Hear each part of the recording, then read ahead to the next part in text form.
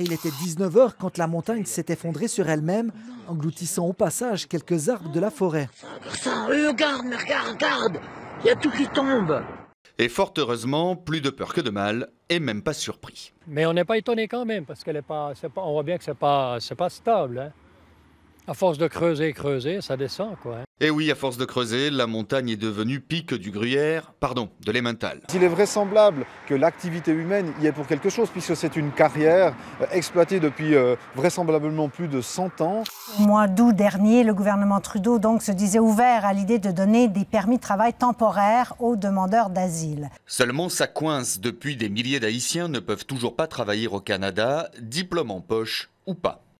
Je veux voler de mes propres ailes. On n'aimerait pas vraiment rester dans l'assistanat tout le temps. Alors, pourquoi ça traîne? Premier arrivé, premier servi. Il y a beaucoup d'autres demandeurs d'asile qui sont rentrés depuis le mois de janvier. Le dilemme, c'est aussi de ne pas donner de faux espoirs à beaucoup de ces migrants qui n'obtiendront pas le statut de réfugiés et qui, tôt ou tard, seront rapatriés. Voici peut-être le futur siège de l'Agence européenne des médicaments. En tout cas, si Bruxelles l'emporte.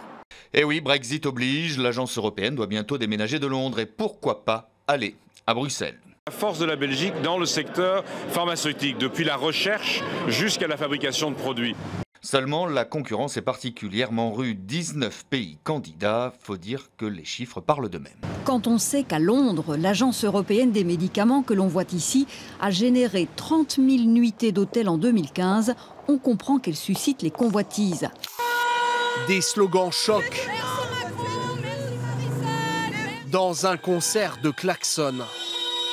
Opération escargot des buralistes pour dire non à la hausse du prix des cigarettes. On n'a pas vos salaires, les ministres. 10 € le paquet, vous prenez pour qui? 10 € le paquet, quand à côté c'est moins cher. Mais que fait l'Europe? La politique de santé, elle doit être européenne. On ne peut pas payer en France un paquet à 10 € et de l'autre côté des frontières le payer à 5 €.